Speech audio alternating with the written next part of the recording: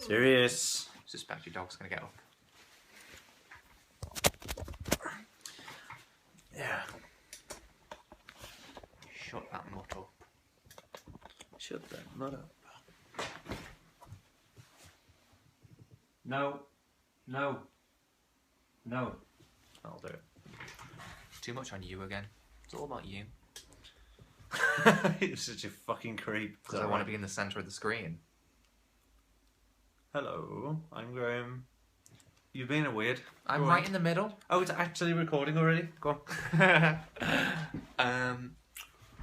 Hello everybody. Hi. My name is Darren. And I'm Graham. And I, not you, have watched Jack Ryan's Shadow Recruit. I might have watched it. And have you? No. I knew that. It is about a character you may have heard of from the title called Jack Ryan. Do you know any of the films the character Jack Ryan may have appeared in? Yes, there was one called Jack Reacher. No, that's Jack Reacher. That's Jack Reacher. It's a different character called Jack with an R. Jack Ryan has been in lots of films. I won't name him now. I'll name you one. Patriot Games. That's all you're getting. Jack Ryan. Yeah. Has been in Patriot Games. Yeah. Jack Ryan's a person. No, he's a character. Character. Yeah. Right. He's been played by so what lots series of of whatever is... Well, it's just they're based on Tom Clancy books, aren't they? Oh, are they? Okay. So they've just a bunch of people have made them. I think they've been trying to make it a franchise for about 20 years, and it just never works. Alec Baldwin's played him. Harrison Ford's played him a couple of times. Ben Affleck played him once, and now Chris Pine has played him in Jack Ryan Shadow of the Colossus or something. Yeah. I've already forgotten. I said it a minute ago. Did I say Shadow Reacher? I don't think it's Shadow Reacher. I don't know. Whatever. I got it right before. I hope. Anyway, so to tell you the story, Chris Pine is Jack Ryan, and he is a clever person. So he gets recruited by the CIA to work undercover in a bank and just look out for patterns. It's like a spy film about maths. And then he goes and he's looking at the patterns and he's like, oh, that looks bad. And then he looks to where it's coming from and it's Russia. And he's like, oh no, this is heading towards a new Cold War. And you know what? Bloody right. He was right. He was right all along. What are the odds? Well, I mean, he could probably tell you he was good at maths. Was it like his first week of working there or something? No, he'd been there a while. Oh, I see. But he's got a wife, Keira Knightley. In real life? No. Well, he might have a wife called Keira Knightley, but it's not the Keira Knightley, and there's only one. Who is like Keira Highlander. Knightley? Keira Knightley's like Kyle Highlander.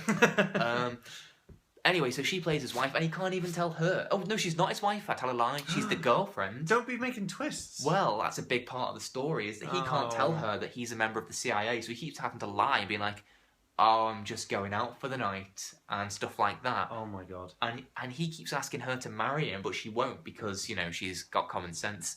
But apparently, if you're in the CIA, you can only tell your wife or your husband that you're in that, not just long-term partner. I see, and he wants to tell her. Yeah, and anyway... So if he can't even tell her that he's in the CIA, then how do we know? Why are we allowed to know? Because it's an actor... It's a work of fiction. Fiction... not real people. That's the one. So long story short, he goes to Russia and then Spy Gubbins happens. Wait, so he's just a data analyst, essentially? Yeah, it does get a bit weird, right? I'm going to spoil a tiny little bit. Basically, Kevin Costner's his boss. Kevin Costner's the one that recruits him. Oh, I love Kevin Costner. He's getting better in his old age. But it was a joke.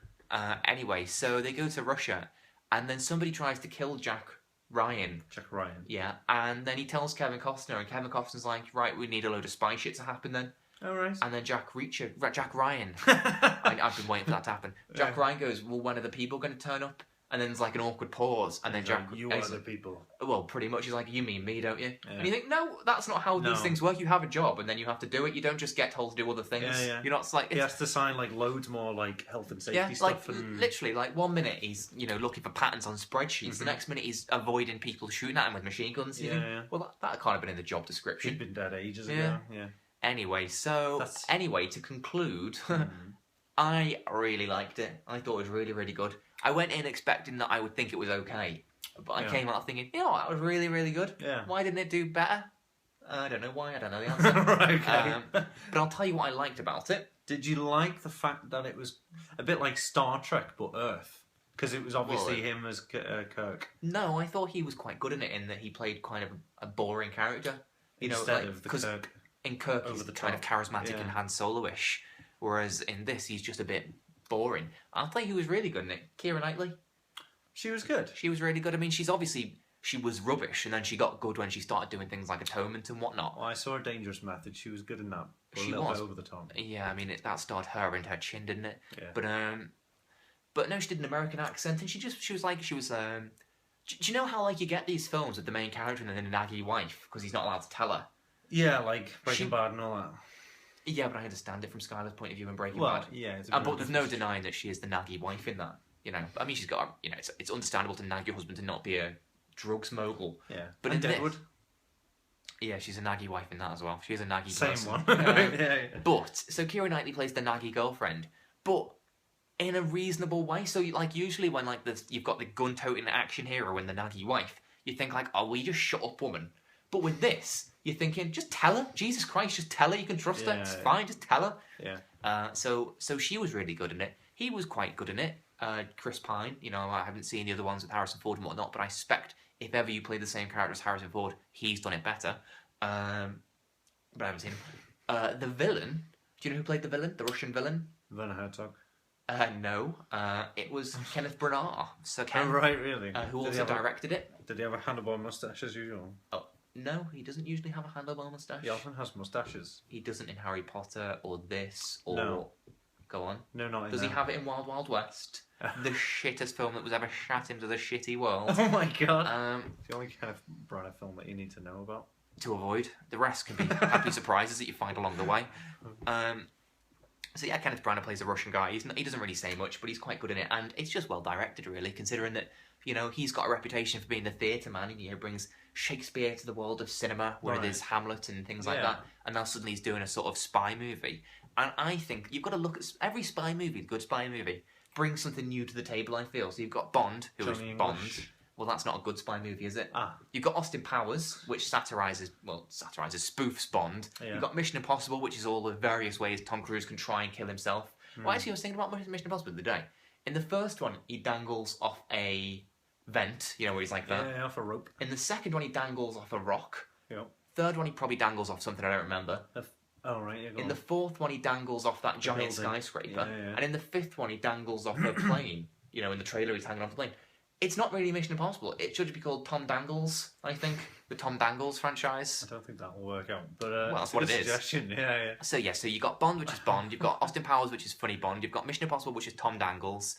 You've got the Bourne movies, which are like the gritty, grounded ones, which obviously is what Bond is kind of leaning towards. And I was thinking, what's the... Oh, and then you've got the Tinker Tailor ones, which are the, you know, old men smoking and shuffling through life. Going, well, that's not right. What is Jack Reacher's place in this, in terms of this film? Well, you've got Kingsman as well. Is there any... Well, Kingsman doesn't... I don't think Kingsman has its own thing. I think Kingsman is a sweary version of the 70s Bond movies. That's the point of it, and that's okay. Yeah, and it works, but I don't think it's going to become iconic in the way that, you know, Bond has, or Bourne even. No. Is there any female-fronted spy films? There's that Salt with Angelina Jolie, but I didn't see Salt. that. But no, not that I can think of. I'm sure there is. I mean, even if you go back like Icarus File, you know, that was like an anti-Bond film. Yeah. You got like Charlie's Angels and stuff. Yeah, but that was crap as well. Well, it was not because they were no, women. No, absolutely, no. Yeah.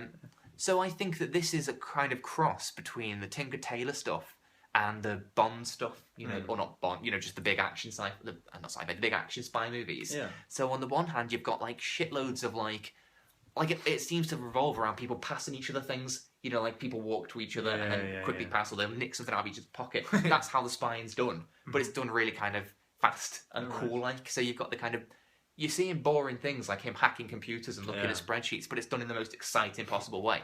And I suppose if I have any criticism of it, it's at the end of it, spoiler alert, sort of, involves him sort of racing to defuse a bomb.